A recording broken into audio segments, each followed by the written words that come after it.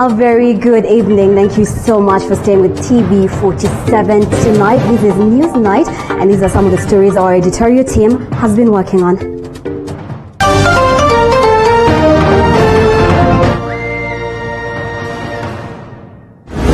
Tonight, another DP Ruto escapade at Jubilee Party headquarters in the company of tens of members of parliament. What is his agenda on a day when the party leader, President Uhuru Kenyatta, is on a work trip in France?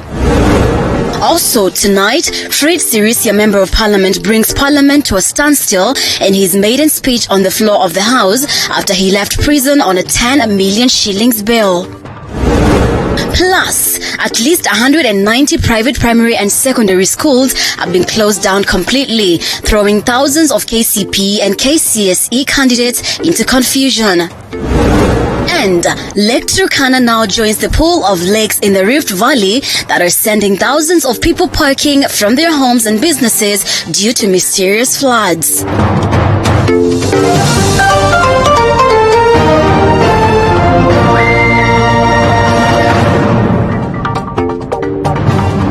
A very warm welcome on News Tonight. My name is Mombi Chege.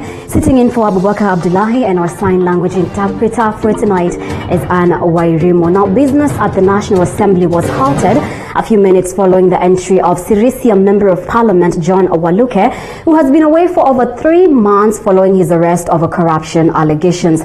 Now, members of Parliament cheered his entry into the chambers. Joash Onsare reports. Honorable John Waluke, and we welcome him. Thank you. This was the welcome of John Waluke after he made entry to the National Assembly after he was released.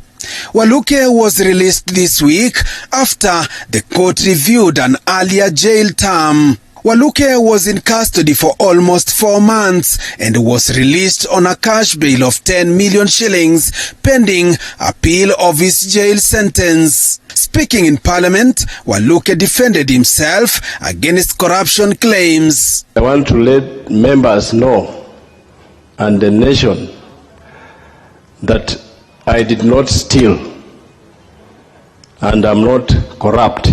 He says many Kenyans have been innocently locked up, pointing fingers at the judiciary. Waluke also thanked Kenyans who stood by him during his lowest moment. I've learned a lot. It is a very big experience, Madam Speaker, that I've learned that there are prisoners in prisons who have been jailed, some without any mistakes. Waluke was charged with fraudulently acquiring 297 million shillings in the National Cereals and Produce Board scandal. Joash Onsare, TV47, Nairobi. Now, learners in private schools that have been shut down due to COVID-19 pandemic are in a dilemma over their examinations centers. And with more than 193 private schools shut down so far, the number of candidates in dilemma is growing by day. Andrew Kilemi reports. More than 154,000 learners in private schools are uncertain about alternative examination centers upon resumption of schools after the institutions they had registered were shut, never to be reopened following the COVID-19 pandemic. Unlike public schools, private schools depend entirely on school fees that is paid by parents when learners are in session. So when the schools were closed, private schools experienced a very difficult time. In fact, a majority of them were in distress because they did not know how to pay their bills, the salaries for their staff, operational costs, security, and a number of expenses that ordinarily would run when schools are either in session or out of session.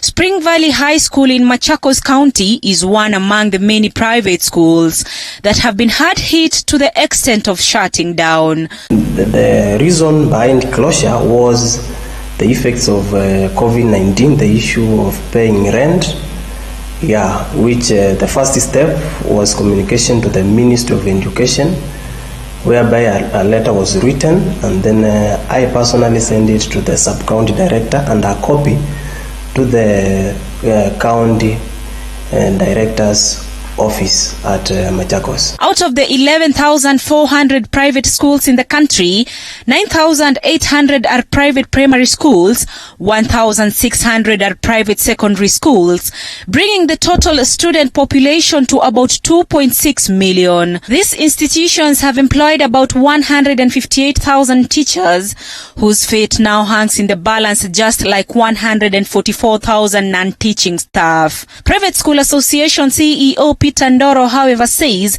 plans are underway to alternative examination centers for the learners. We have discussed with the Kenya National Examinations, and we have agreed that all the centers that have closed not to reopen again, that were KCP and KCSE centers, are facilitated to get an alternative center which will host the candidates that were in those institutions that will not be able to reopen.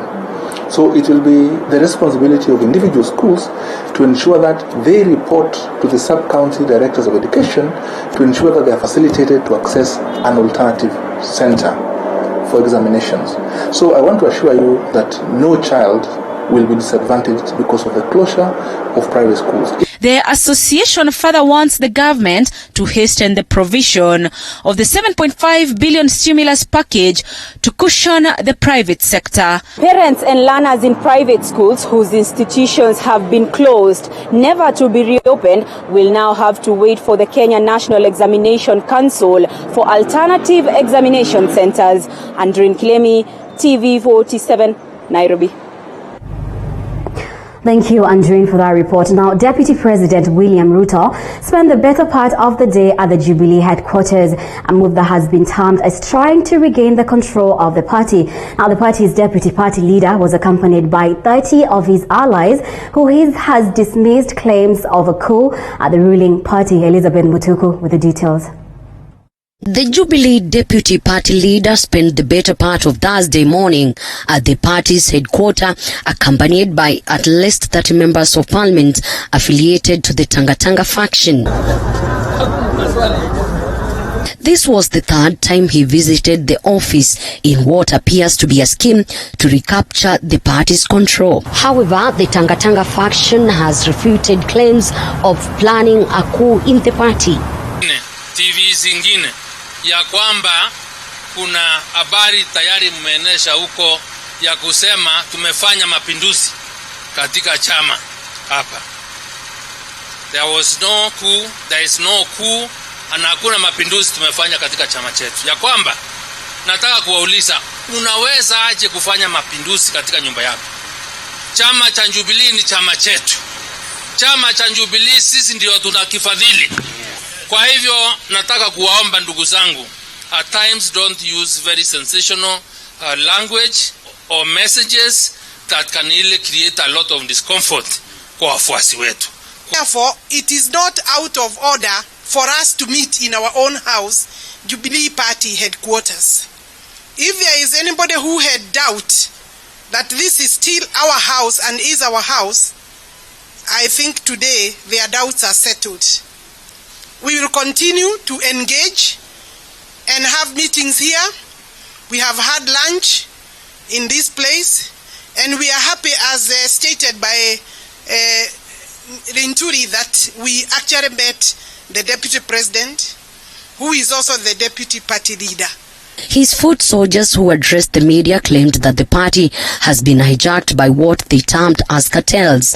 In a tweet Thursday evening, Ruto said it was nothing for him to work from the Jubilee headquarters. He added that his focus is on efforts that are complementary to achieve the shared aspirations. Because eventually, those in opposition will not take responsibility for government failures. We know they may not take responsibility because within the government structure, there is no place for opposition to take responsibility of failure of government.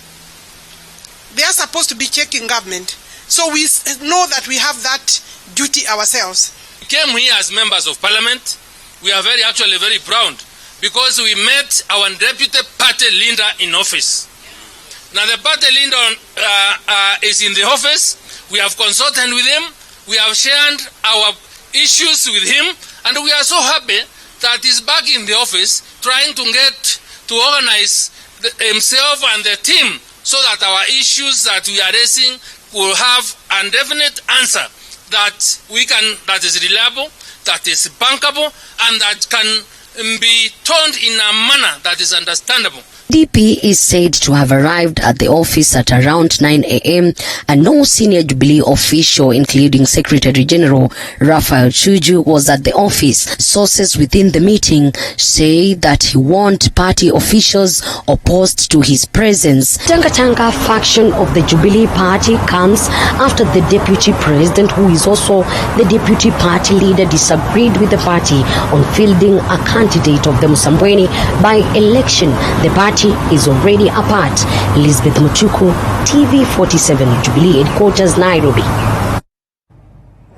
Away from politics, even after the resumption of sale of alcohol and reopening of bars and eateries, a number of bars have been shut down completely. Some business operators say it will be hard for them to pick up where they left, with some already counting losses from expired alcohol. Now, Ananok Lawrence spoke to some operators and filed the following report. When a majority of clubs and pubs opened their doors for customers Tuesday this week, business for County Villa in Kiambu County was not the same. Since Monday, the customer turnout has been tremendously low. Evans Bastore, who manages these premises, laments the rate of consumption, which has significantly dropped by 80%. The average consumption is, I think it has gone down by 80%. So a customer who used to take a bill of 2,000, as he is taking he's having a bill of 600 to 500 shillings. So the business is as slow as that. Richamba is no better. The entrance door is somewhat locked, an indication that customers are not streaming in, maybe one or two. The situation gets dire for Headquarter Bar. When they reopened on Tuesday, they incurred huge losses amounting to close to 150,000 shillings due to expired drinks. Customers tukagoja kuanzia Tuesday, Wednesday, hakuna customers cause hadi milango tumefunga bado. Tumemwaga pombe nyingi za maklate, hizi beers. How much?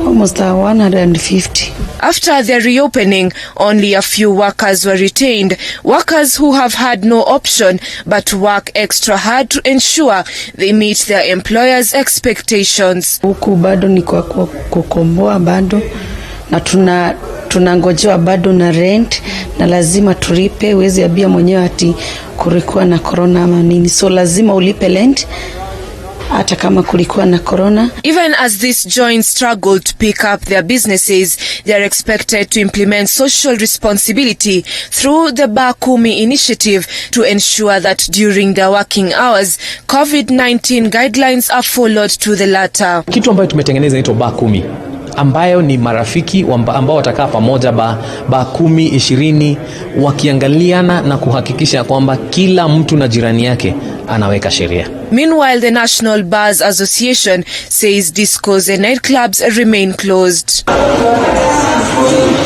As majority of the clubs and bars welcome their customers in large numbers, some are slowly going down the drain with their businesses picking up, but just not as they expected. Nanok Lauren, TV47. And at least 2 people have died in bars 3 days into the reopening. Now, in one incident, a guard was shot dead in Kiambu last evening, while another man was found dead outside a bar in Eldoret. Lynette Gidua with the details. In Eldoret, a man was found dead outside a bar around Jerusalem within the outskirts of Eldoret town.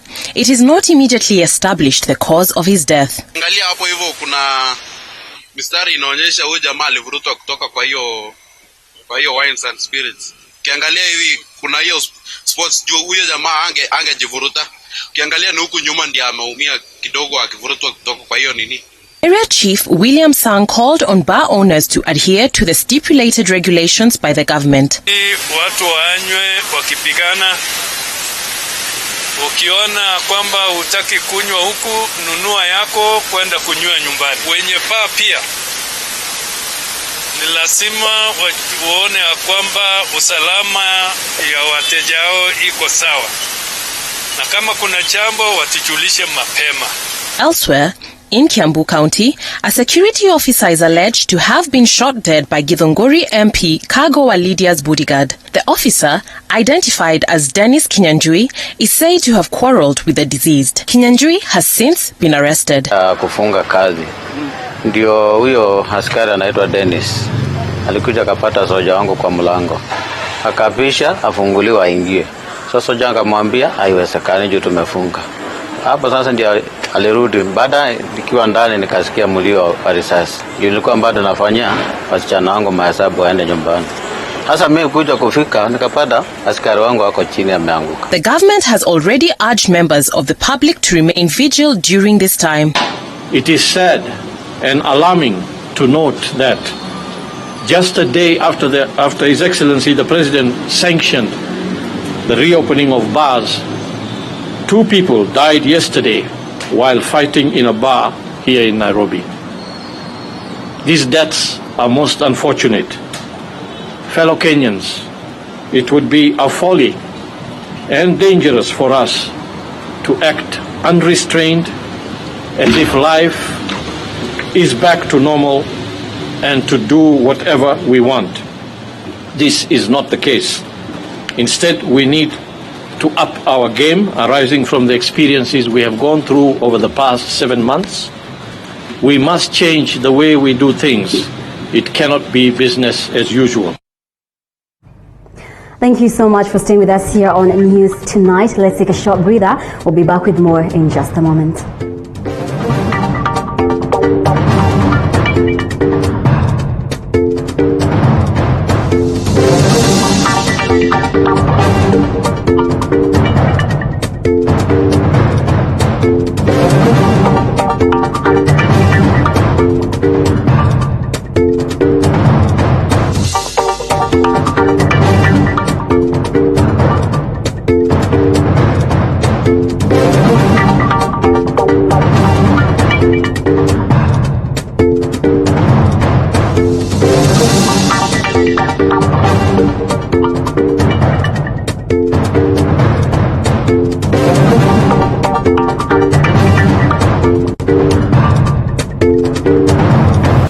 Kila siku ya Jumatano tunazungumza, tunaulizana na tunajuzana masuala ibuka ya kisiasa. Kuna Uhuru he is not in Kirinyaga. Maisha yangu ni huru na watu wangu wanyali. Tulivunja vyama vya URP na TNA na vyama vingine tanzu, ndio tukaunda chama inaitwa Jubilee. Mijadala komavu kuhusu yanayokuhusu, na zaidi ya yote tunakupa nafasi kumfahamu kiongozi wako katika kipindi Mfahamu Kiongozi. Yako kama mtoto ilikuwa gani? Mimi nilizaliwa sasa najuaje maisha ilikuwa. Wakati namuuliza maisha. Kwanza ilikuwa tu ni jaribu kabisa kufikia pahali ambapo nitafika Nairobi. Najua ilikuwa ni kazi ambayo ilichukua siku mingi sana kufika Nairobi. Kila siku ya Jumatano kuanzia saa 1:30 hadi saa 2:30. Ungana naye Elizabeth Mutuku. Usikose.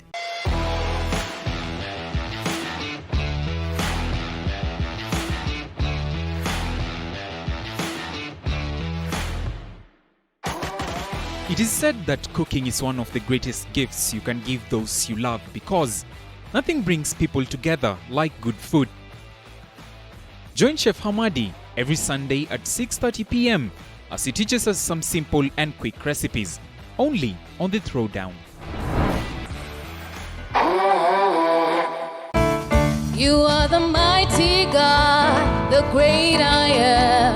Hallelujah, hallelujah. This and every Sunday, TV47 brings church straight to your home. Come, worship straight from your home as we bring you the Sunday church service at the All Saints Cathedral from 11 a.m. Kila siku ya Jumatano tunazungumza, tunaulizana na tunajuzana masuala ibuka ya kisiasa. Uhuru he is not in Kirinyaga. Maisha yangu ni huru na watu wangu wa Nyali. Tulivunja vyama vya URP na TNA na vyama vingine tanzu, ndio tukaunda chama inaitwa Jubilee. Mijadala komavu kuhusu yanayokuhusu, na zaidi ya yote tunakupa nafasi kumfahamu kiongozi wako katika kipindi Fahamu Kiongozi. Yako kama mtoto ilikuwa gari. Mimi nilizaliwa sasa najuaje maisha ilikuwa. Wakati nakuuliza maisha. Kwanza ilikuwa tu ni jaribu kabisa kufikia pahali ambapo nitafika Nairobi. Najua ilikuwa ni kazi ambayo ilichukua siku mingi sana kufika Nairobi. Kila siku ya Jumatano kuanzia saa 1:30 hadi saa 2:30. Ungana naye Elizabeth Mutuku, usikose.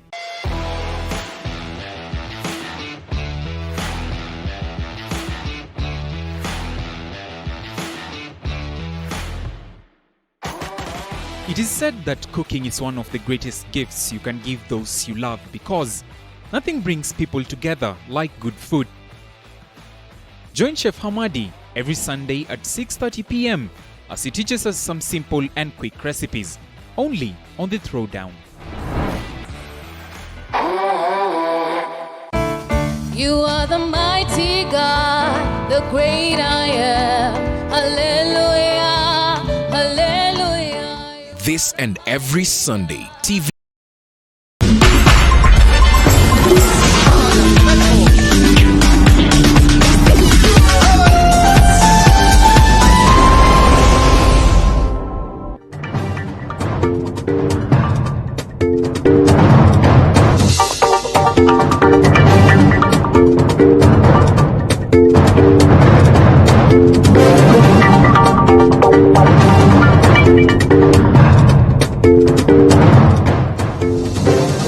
Welcome back to News Tonight. Now, Kakamega High Court has acquitted former 5 Bungoma County employees who were convicted by a lower court for allegedly purchasing wheelbarrows at inflated prices of over 100,000 shillings each during the reign of Governor Kenneth Lusaka. Mike Kagwongo has the details.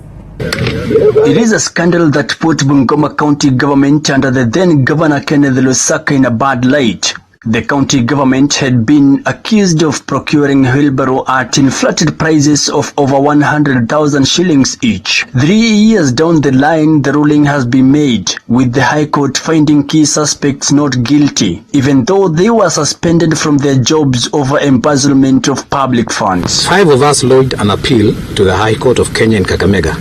We were this morning vindicated by the judgment of the High Court, upholding our appeal and setting aside our prior conviction in the lower court. Over the 4 years that this matter has proceeded from the initial investigations, the trial in the Chief Magistrate's Court at Kakamega, and the final appeal in the High Court at Kakamega, we have painfully endured the consequences of alleged offences we did not commit. Charles Malala, a lawyer representing the 5, says that Justice Jason Jaggi has acquitted them, and the ruling means the clients ought to be reinstated. They were never involved in any illegality or breach of any known law. Today's verdict confirms what we have always maintained, that my clients were innocent. We thank the High Court for the courage to uphold constitutionalism and the rule of law. The 5 had challenged the ruling by a lower court which found them guilty of purchasing the wheelbarrows, pointing fingers at the then accounting officer Juma Masanza, whom they said should be held accountable. We maintain that if there were any gaps or mistakes, then the buck stops with the then County Secretary, Mr. John Juma Matsanza, as the accounting officer. He is the one who failed the system and not my clients. Our careers were put on jeopardy, integrity put in question, and our families and our livelihoods so adversely impacted through these torturous years. They want to see themselves back to their respective jobs, as well as receiving their dues accrued since the day they were suspended. We now appeal to the authorities in Bungoma County government and all other relevant offices to act with speed and haste to restore us to our positions under the circumstances. They have been vindicated, and the appropriate remedy right now, right away, is to reinstate them to their previous positions without any further delay. Reporting for TV47 from Montgomery County, I'm Mike Kagwanga. ODM party conducted nominations for Msambweni parliamentary by-election today in Kwale County, with two contestants, Nicholas Zani and Omar Boga, going head-to-head. Mariam Mwacharo with the details. The activity, which began much later than expected, saw voters face a couple of challenges. Kwa kweli tumekuwa na changamoto kama vile ulivyosema mwanzo za ucheleweshaji wa kufika ile vifaa pamoja na ofisa kwenye ground, na mpaka sasa hivi tunavyozungumza dakika hizi kuna vituo vingi kama Mabokoni hakujafika vifaa, hakujafika maofisa. Nikaambiwa hakuna jina lako, nikaambiwa niende pahali pengine, nikaangalia jina langu hakuna, na nikasikia uchungu sana, na si mimi peke yangu, karibu ile group yote tuliotoka upande wa juu hakuna hizo namba. Na tukauliza kwa nini inakuwa hivi, na sisi ni wa Kenya na mwaka mwingine pia tulipigia kura hapa, kwa nini? However, as the day progressed, the nominations continued swiftly, with both aspirants being hopeful of clinching the ODM party ticket. Aswa kabisa matumaini yangu kwamba nitashinda. Maana all indicators zinasema nitashinda, lakini kama itakuwa nimeshindwa, basi nitakuwa ni wananchi wa Msambweni wameamua kwamba wampatie yule mwenzangu. Nimekuwa nikiambia wenzangu kwamba mimi nimefanya maombi makali, kwa hivyo nina hakika kwamba nitakuwa mshindi leo. Msambweni parliamentary seat fell vacant after the sudden demise of the former MP Suleiman Dori. Dori was elected on an ODM ticket but had started showing signs of supporting Deputy President William Ruto. ODM voters of Msambweni constituency have made their choice. Now we wait for the main battle on 15th December 2020. Reporting for TV47 from Kwale County, I am Mariam Mwacharo. Thank you, Mariam, for that report. Now, a family in Mathira, Nyeri County has been forced to bury their son without his body after efforts to retrieve his body proved futile. Now, the deceased, who was a Form 4 student at the time of his death, drowned in the Sagana River Falls in February. And today, family and friends gathered along the banks of River Sagana, where they held a send-off ceremony in honor of the deceased. David Mudoka reports. It was a somber send-off along the banks of the Sagana River Falls in Mathira, Nyeri County, as family and friends bid farewell to their kin without his body. The events marked the end of an 8-month-long search for the body of the deceased, who drowned in the river on 2nd February 2020.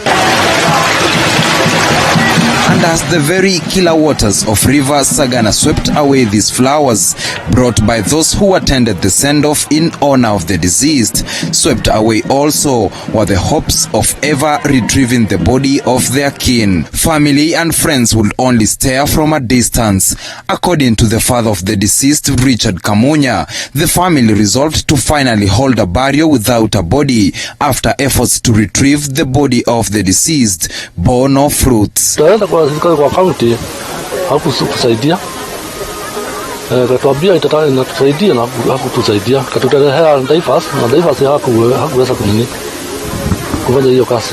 Ikakuja hapa ikaletwa ikakaa hapa ikatoka ikaenda. Mpaka saa hiyo yote tulikuwa tunatafuta usaidizi, tumetafuta kwa njia zozote na hatujafanikiwa. Mpaka tukarudi huko kwetu tukaona ile njia mzuri ni kukuja kumsindikiza kwa njia ya maua. Residents who attended the burial say it is not the first time people have drowned in the same waters. According to them, unsuspecting tourists and residents have fallen prey to these calm but treacherous waters. Hiyo mtaro wakiingia kwa mtaro haezi kujiepusha kupelekwa na maji. According to police reports, more than 10 people have lost their lives this year after drowning in River Sagana Power Station Falls, located on the border of Mathira and Nyeri town constituencies. Led by Karura Assistant Chief Justice Mwangi, residents now want the county government to construct barriers along the falls in a bid to avert further tragedies. Zaidi ya watu 10 mwaka huu ambao wameteremka ama wamebebwa na hiyo mto. Na inasemekananga kwamba watu wa area hii hawabebangwi wale ambao wanakuja labda kucherehea hapa ama kujionea katika hii fall iko hapa, hao ndio wanabebwa na maji. The deceased, whose name is Bernard Muhoro, was a Form 4 candidate at the time of his death. David Muthoka, TV47. Our sincere condolences to the family. Now hundreds of displaced persons in villages along the shores of Lake Turkana in Turkana County are afraid of what the future holds for them following the surging floods threatening many parts in the region. Now residents of the affected communities have cried out for an urgent government's intervention to save them from the imminent danger. They are in need of food and shelter for hundreds of people following the surging water levels in Lake Turkana. The lake is swelling due to increased inflow from River Omo in the neighboring country Ethiopia. Tulikuwa tunaishi huko karibu na bahari yetu. Vile bahari ilijaa, tumeanza kuhama sasa hapo. Sasa mahali ambayo tumehama tena, bahari bado inatufuata. Sasa serikali tungependa tu mtusaidie sisi. The affected villages include Kalokol Center, Daraja Beach Management Unit, Impresa, Naremet and Nasechabwin villages. The homeless victims who are forced to move away from the affected areas are now camping at Daraja area 5 kilometers away. Kila kitu tukapo, yani kila kitu ilimalizwa kama maji yanakuja kwa fujo hivyo. Tumalize sisi. The victims have been migrating more than 3 times after their houses and schools submerged in the water. The Kerio Valley Development Authority KVDA, which yesterday visited the affected area to ascertain the situation of the displaced people brought about by rising waters, hence donated foodstuffs to affected families. Sisi tumeweza kufika mahali penye inaitwa Daraja na Remit Empresa, na pia tunaenda Turkana North mahali penye inaitwa Nasechabwin na Loktaha Maber. A victim, John Ikingol, who has migrated 4 times, noted that businesses have been affected as there is little fish in the lake. Penye tulikuwa tunatufa manyavu yetu, hiyo maji imezidi. Ile nyavu tunaenda kutufa saa hii imemezwa tena na hiyo maji. Na vile sasa tumeanza kusonga, hata watu wameanza kutawanyika. Wengine wanaenda sehemu nyingine, wengine wanatoka huko wanakuja, yani tunakosa mahali pa kukaa. KVDA Deputy Managing Director David Biwott noted that the situation is an emergency as the floods are as a result of climate change. Maji imekuja kwa wingi. Wale walipoteza wanyama pale wakakuja kwa samaki. Na maji imekuja kwa wingi, manyumba yao ikabomolewa na hata nimesikia samaki imeenda chini kiasi. Kwa hivyo tulipopata hiyo habari, sisi tulitikia kwamba kuna emergency sehemu hii. Calvin Chitwa, TV47. You will now be listed with the Credit Reference Bureau's CRB for defaulting your loan. Now, this is after the listing resumed after months-long break. Now, the break had been authorized by the central bank to cushion borrowers against the impact of the coronavirus. Now, Central Bank Governor Professor Patrick Njoroge says that the banks will begin accessing their borrowers who will have 3 months to regularize what you were not paying. Now, Njoroge further emphasized that things are going back to normal operations. Now, CBK announced the suspension of CRB listing for defaulted loans in April 2020 this year.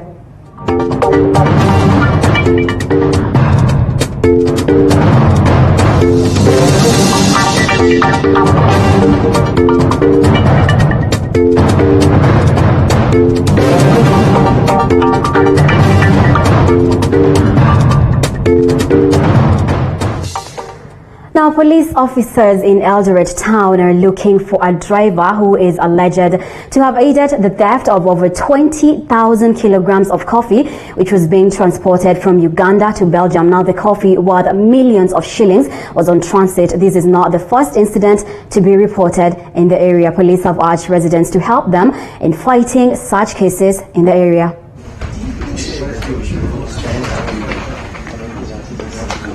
Already this, I think this is half of it because it.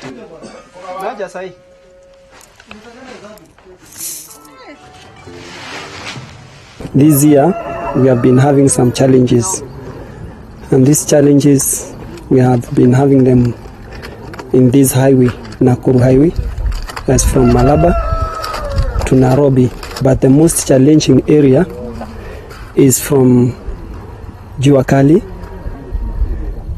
up to Saliga. That's where we are facing this challenge, but as a company we have put all measures forward to make sure that our cargo has been transported in a safe way, though it is not easy to follow our cargo, our client's cargo, where it has been diverted. Everyone is looking for an advantage over the other. That's why you see the drivers, even they have got convinced by these cartels. Thank you so much for staying with us here on News Tonight. Let's take another short breather. We'll be back with more in just a moment.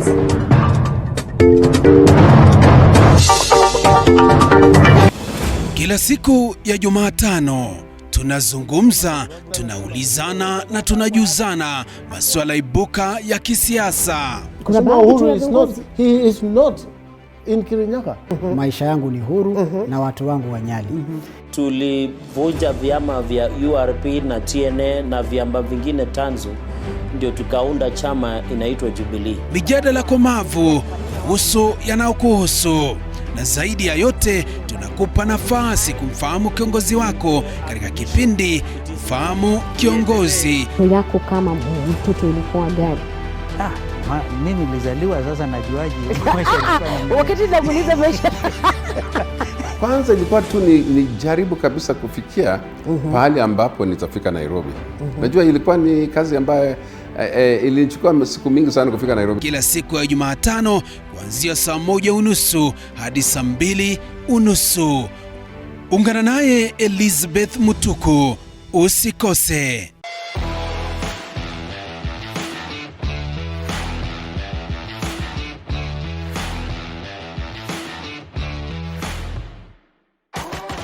It is said that cooking is one of the greatest gifts you can give those you love because nothing brings people together like good food. Join Chef Hamadi every Sunday at 6:30 p.m. as he teaches us some simple and quick recipes, only on The Throwdown. You are the mighty God, the great I am. Hallelujah, hallelujah. This and every Sunday, TV47 brings church straight to your home. Come, worship straight from your home as we bring you the Sunday church service at the All Saints Cathedral from 11 a.m. Kila siku ya Jumatano tunazungumza, tunaulizana na tunajuzana masuala ibuka ya kisiasa. He is not in Kirinyaga. Maisha yangu ni huru na watu wangu wanyali. Tulivunja vyama vya URP na TNA na vyama vingine tanzu, ndio tukaunda chama inaitwa Jubilee. Mijadala komavu kuhusu yanayokuhusu, na zaidi ya yote tunakupa nafasi kumfahamu kiongozi wako katika kipindi Mfahamu Kiongozi. Yako kama mtoto ilikuwa gani? Mimi nilizaliwa, sasa najuaje maisha ilikuwa. Wakati namuuliza maisha. Kwanza ilikuwa tu ni jaribu kabisa kufikia pahali ambapo nitafika Nairobi. Najua ilikuwa ni kazi ambayo ilichukua siku mingi sana kufika Nairobi. Kila siku ya Jumatano kuanzia saa 1:30 hadi saa 2:30. Ungana naye Elizabeth Mutuku, usikose.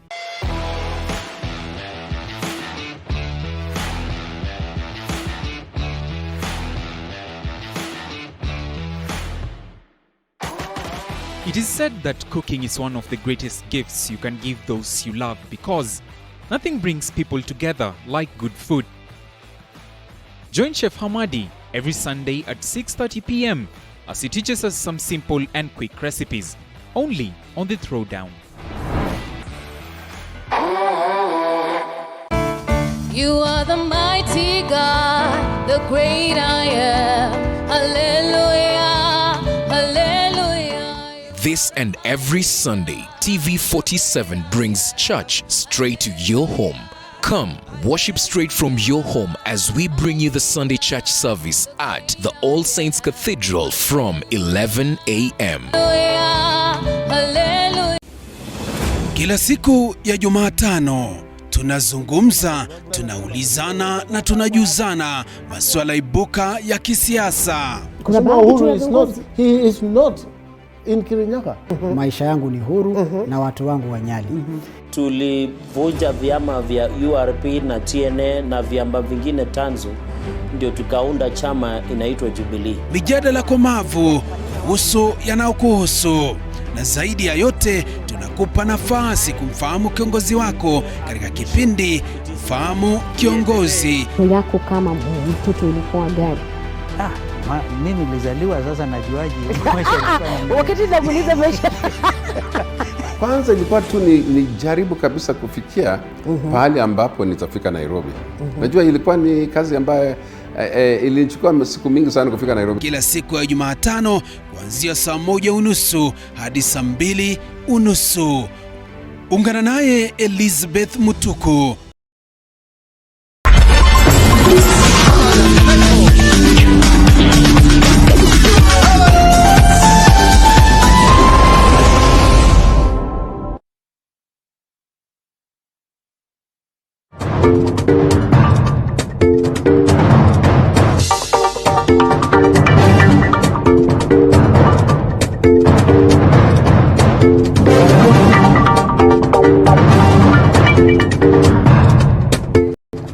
Welcome back. Now, the future of Africa lies in its youth and not natural resources. These are the words of President Uhuru Kenyatta, who was speaking at the 6th BPI France Innovation Generation Business Forum in Paris, France.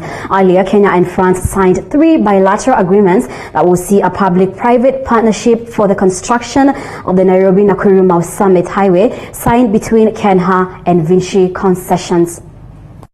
These pictures capture the desperation a majority of African youth go through in search of opportunities. They embark on the dangerous journey, armed with hope and dreams, which most often than not do not materialize. This was a highlight of President Uhuru Kenyatta's speech at the 6th BPI France Inno-Generation Business Forum in Paris, France, where he urged French entrepreneurs to invest on the continent and as a result, help in solving the problem of illegal immigrants. And how by closely collaborating, we can actually lift ourselves as a continent and as a country out of poverty, but at the same time create opportunities for young people, create opportunities for entrepreneurs to be able to tap into this wealth and mighty potential that the African continent has, which is our young people. Earlier, President Uhuru and French President Emmanuel Macron witnessed the signing of 3 bilateral agreements, one of them being a public-private partnership for the construction of the Nairobi-Nakuru-Mau Summit Highway, signed between Kenya and Vinci Concessions. The highway is one of the largest public-private partnership projects in Eastern Africa. The deal is worth 180 billion Kenya shillings. Our aspiration is to see that this commuter railway project, first of all, eases traffic in Nairobi, but it also eases movement of people within Nairobi. We hope that along the route and the surrounding areas, other businesses will be able to grow. The other agreements are for the development of the Nairobi Central Business District CBD to Jomo Kenyatta International Airport, JKIA, commuter rail line, and the 400 kV Menengai-Rongai electricity transmission line. Mwangi Maina, TV47, Nairobi. Let's now more and more popular in Rwanda. The sport has captured the interest of women in Rwanda and has opened opportunities for them in the sports industry. Our correspondent Diana Iriza in Kigali met up with Clarice Wire to share her journey as a rising star in martial arts Taekwondo. At a young age, Clarice Uwayo once watched people practice taekwondo and she immediately fell in love with the martial sport. In 2013, she decided to be part of the team in Rwanda. She has since received several medals in Uganda, Kenya and Tanzania. In 2014, she took part in the Taekwondo Under-17 Africa Youth Game in Botswana, while last year she came third place, beating several other females that represented their countries in South Korea. I progressed gradually in Taekwondo. I managed to achieve the white belt, yellow belt, blue belt and red belt. I currently have a second degree black belt in Taekwondo and I'm working on achieving the third one. Out of the 600 members in the Taekwondo Federation, only about 150 are females, among whom only about 20 have achieved black belts. Uwayo blames the small number of girls in sports mainly on the stereotypes girls have to face in this country. These kind of sports are still very male-dominated and feared by women. This is basically due to society's stereotypes. Most girls in Rwanda fear doing martial arts. They say that it is shaming for a woman to play this kind of games. But honestly, these kind of games are like any other kind of games like football and volleyball. They need to overcome their fear because Taekwondo was not made solely for men.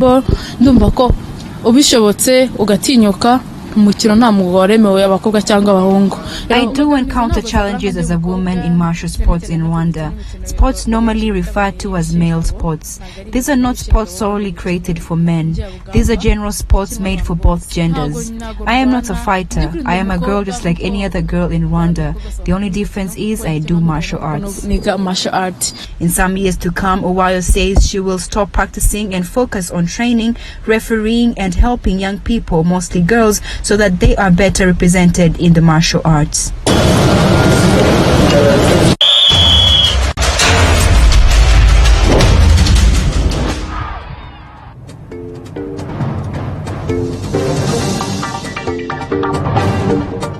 Let's now get to the sports news. World Marathon champion and record holder Eliud Kipchoge is confident of registering good results at the London Marathon that is expected to take place this coming Sunday. Now Kipchoge.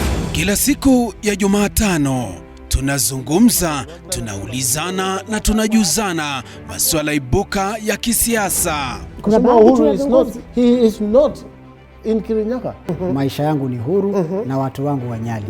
Tulivunja vyama vya URP na TNA na vyama vingine tanzu, ndio tukaunda chama inaitwa Jubilee. Mijadala komavu kuhusu yanayokuhusu, na zaidi ya yote tunakupa nafasi